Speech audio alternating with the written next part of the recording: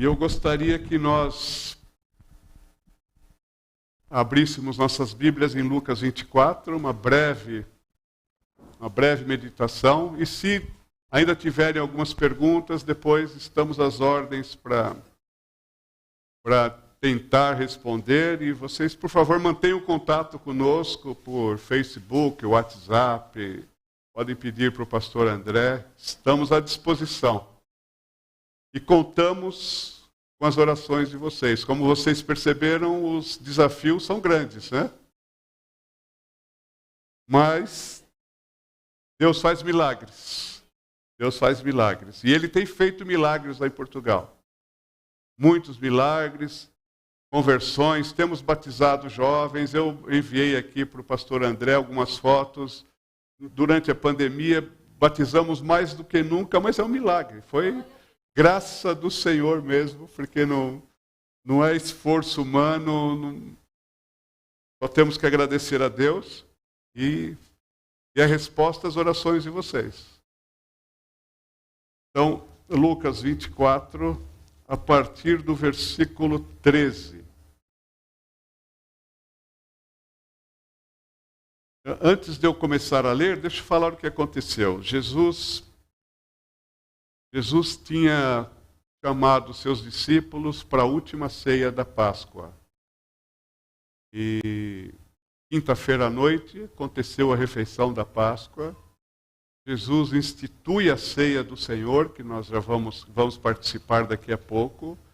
Ele ensina muitas coisas, passa a noite com os discípulos, vai para o Monte das Oliveiras, ele é preso, condenado, crucificado.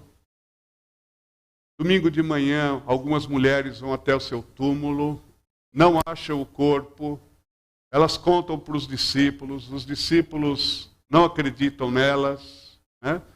Mas há uma decepção, uma frustração muito grande dos discípulos de Jesus, dos seguidores de Jesus, porque esperavam que o Messias, ele fosse restaurar o reino a Israel, que ele fosse um político militar forte, né? E expulsar os romanos que dominavam a região, que ia libertar Israel do jugo dos romanos, né? Um político, um governante forte. E ele morre na cruz. O que é isso, né? O que é isso? Então, 2 desses discípulos resolveram voltar para casa. Acabou o sonho. Né? Não tinham mais esperança. Pô, o Messias morreu. Que fiasco. Então é isso que o texto está a falar. Vamos lá? 24, 13. Naquele mesmo dia, domingo, isso, dois dos seguidores de Jesus caminhavam para o povoado de Emaús, a 11 quilômetros de Jerusalém. Então imagina só, eles a 11 quilômetros dá para fazer entre 2 e 3 horas, caminhando normalmente. Mas como eles estavam tristes e frustrados, imagino que eles estavam a fazer aquele passinho devagar, olhando para o chão, tristes. Voltando para o texto. No caminho, falavam a respeito de tudo o que havia acontecido. Enquanto conversavam e discutiam, o próprio Jesus se aproximou e começou a andar com eles. Os olhos deles, porém, estavam como que impedidos de reconhecê-lo. Então eles tinham passado por esse trauma e ver um amigo, né, morrer na cruz é traumático, né? É um trauma muito grande. Eles tinham passado por esse trauma. O próprio Jesus, que estava vivo, começa a caminhar com eles, mas eles não conseguem perceber, não conseguem reconhecer o Senhor. Quando nós enfrentamos situações difíceis na vida, traumas e etc., Jesus caminha conosco. Quando estamos lá na cama do hospital, né, Jesus está conosco. Talvez a gente não consiga perceber, né? A gente está traumatizado, a gente está preocupado, está triste, começa a duvidar de tudo, né? Da fé. Ou por que eu? Por que eu estou aqui? Eu fiz tudo certinho na vida, né?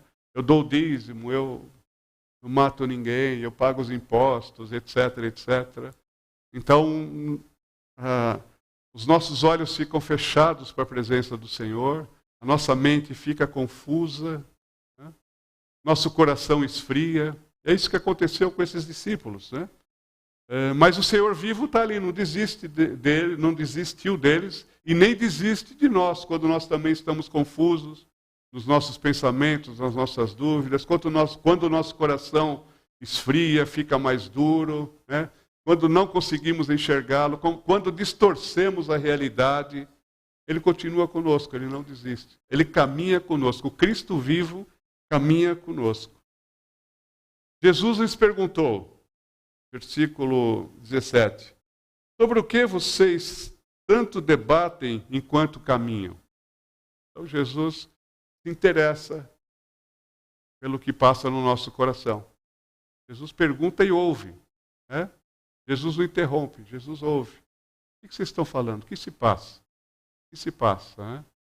Então, quando a gente está lá na cama do hospital, questionando tudo, cheio de dúvidas, se Deus me ama ou não, Ele está presente, Ele nos ouve, Ele ouve a nossa queixa, Ele aguenta ouvir a nossa queixa. Pode queixar à vontade.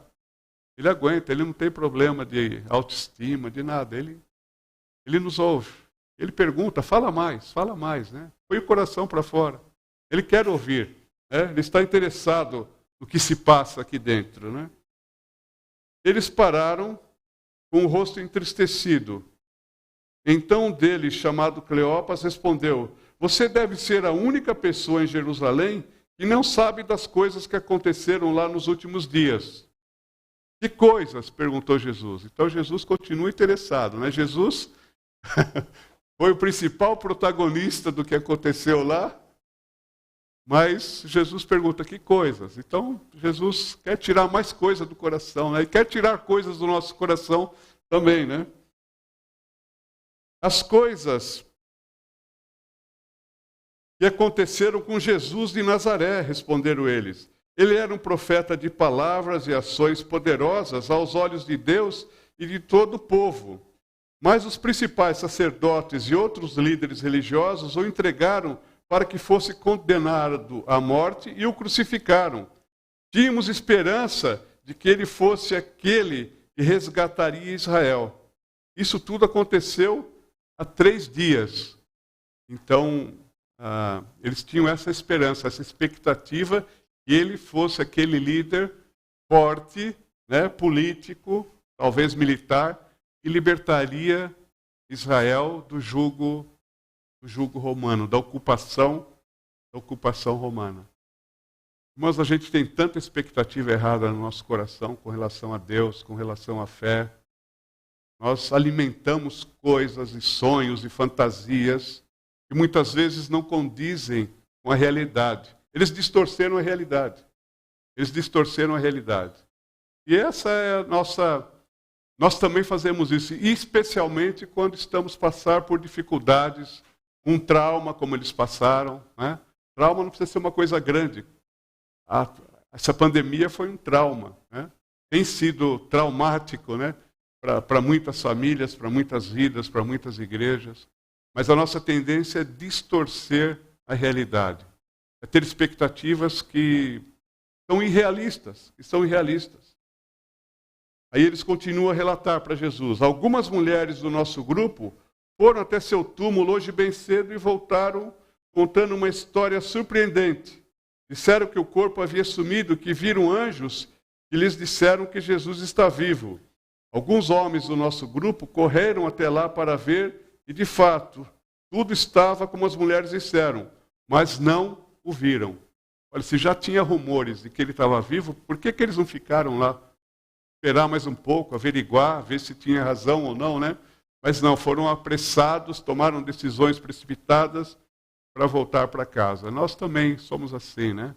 Nós não temos paciência, não vemos as coisas em profundidade e tomamos decisões rápidas, superficiais, sem analisar muito bem os fatos, né? Então Jesus ouviu o que eles tinham a dizer. Então está aí a primeira, Jesus caminha conosco, né? Cristo vivo caminha conosco, mesmo nos momentos difíceis, que parece que Ele não está perto, mas Ele está, nós não vemos, Muitas vezes, os olhos da fé estão confusos, mas Ele está presente e quer nos ouvir, quer ouvir o nosso coração. Ele quer receber a nossa queixa. Ele quer ouvir mesmo que a nossa perspectiva seja distorcida, e muitas vezes é. E muitas vezes é, especialmente quando estamos em crise. Então Jesus lhes disse, então Jesus agora fala, primeiro Jesus ouviu, e olha, isso serve até como um guia de aconselhamento pastoral, né? Primeira coisa é ouvir a pessoa, né? Deixa a pessoa falar tudo, né? Deixa a pessoa falar. Então Jesus lhes disse, como vocês são tolos, como custam entender o que os profetas registraram nas Escrituras. Não percebem que era necessário que o Cristo sofresse essas coisas antes de entrar em sua glória? Então Jesus os conduziu por todos os escritos de Moisés e dos profetas, explicando o que as Escrituras diziam a respeito deles. Dele, de Jesus. Então Jesus começa a levá-los de volta à realidade a partir do que estava escrito em todas as Escrituras. Olha, as Escrituras falam de mim, isso estava lá já. Como é que vocês ainda não entenderam isso? Falei com vocês várias vezes sobre isso, que era necessário primeiro padecer, que tinha que padecer. Eu disse que o meu reino não era deste mundo. Já tinha falado tudo isso, e vocês não perceberam. Vocês ainda queriam alguém para fazer as coisas como os reinos desse mundo fazem. Ir lá e derrubar os romanos. Não é isso. Está escrito isso. Eu falei várias vezes. É difícil. Nós também somos teimosos e obstinados, né? Nós temos coisas na cabeça que às vezes nós teimamos que tem que ser desse jeito. E passamos por cima das Escrituras, mas Jesus nos leva de volta às Escrituras, né? Nos leva de volta às Escrituras. Para corrigir a nossa visão errada, a nossa expectativa errada, a nossa distorção da realidade, especialmente em tempos de crise, nós temos que voltar às Escrituras. Temos que voltar às Escrituras. E as Escrituras apontam para Cristo, né? Isso aqui tem um ensinamento valioso aqui. Jesus falou, desde o início, as Escrituras falam de mim.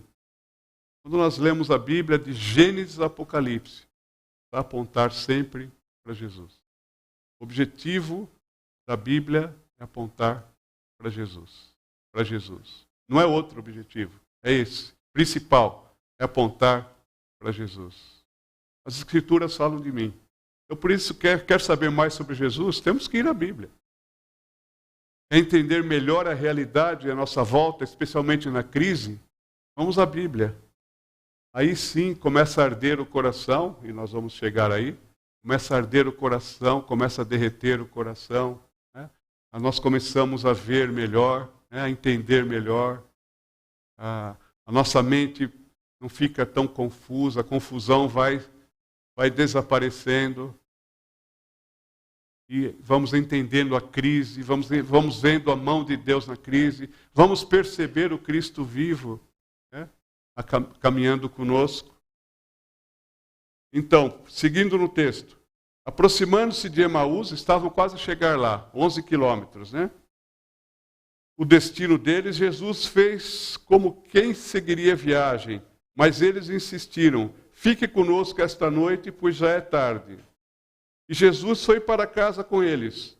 Quando estavam à mesa, ele, Jesus, tomou o pão e o abençoou. Depois partiu-o e lhes deu. Então os olhos deles foram abertos e o reconheceram. Neste momento, ele desapareceu. Disseram um ao outro, não ardia o nosso coração quando ele falava conosco no caminho e nos explicava as Escrituras? E na mesma hora levantaram-se e voltaram para Jerusalém. Ali encontraram os 11 discípulos e os outros que estavam reunidos com eles. E lhes disseram, é verdade que o Senhor ressuscitou. Ele apareceu a Pedro. Então Jesus entra na casa deles e Jesus era um convidado e de repente ele toma a frente. É ele que pega o pão, né?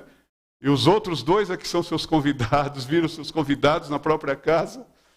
E quando ele parte o pão, eles então lembram,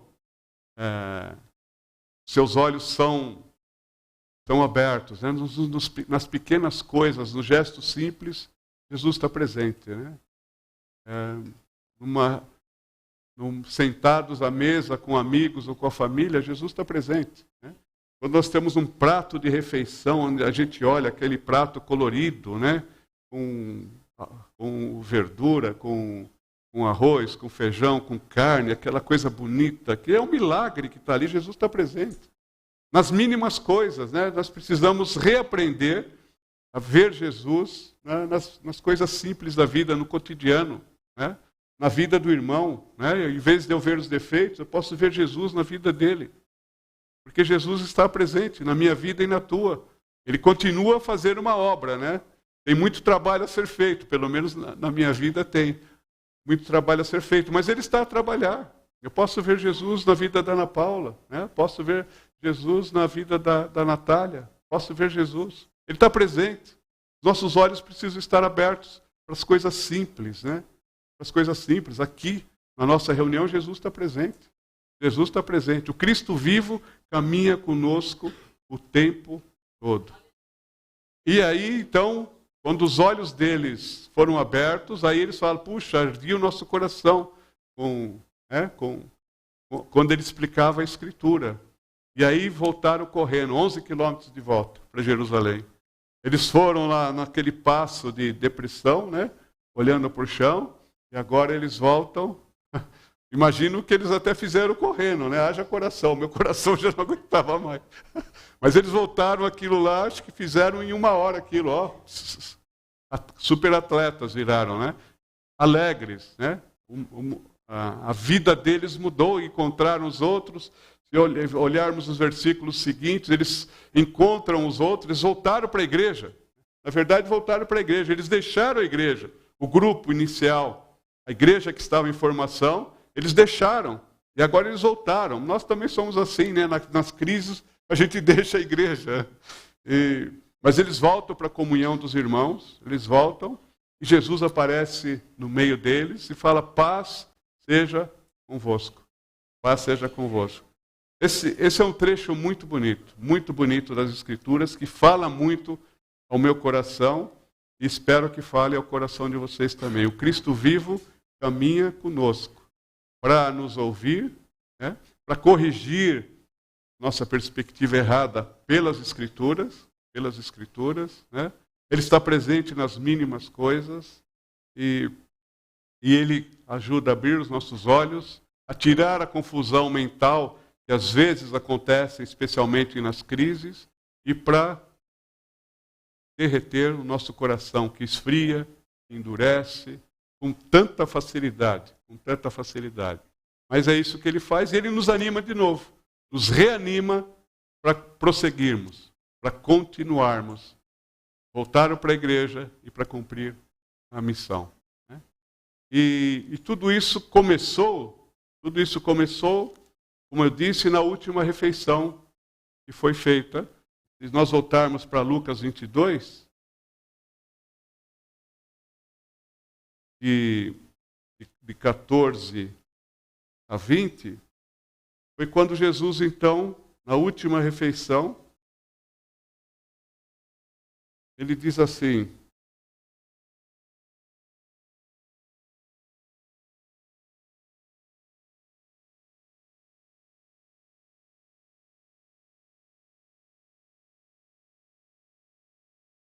quando chegou a hora,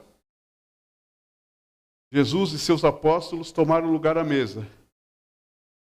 Jesus disse, estava ansioso para comer a refeição da Páscoa com vocês antes do meu sofrimento.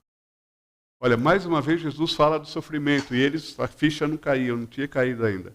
Pois eu lhes digo agora que não voltarei a comê-la até que ela se cumpra no reino de Deus. Então tomou um cálice de vinho e agradeceu a Deus. Depois disse, tomem isto e partilhem entre vocês, pois não beberei vinho outra vez até que venha o reino de Deus.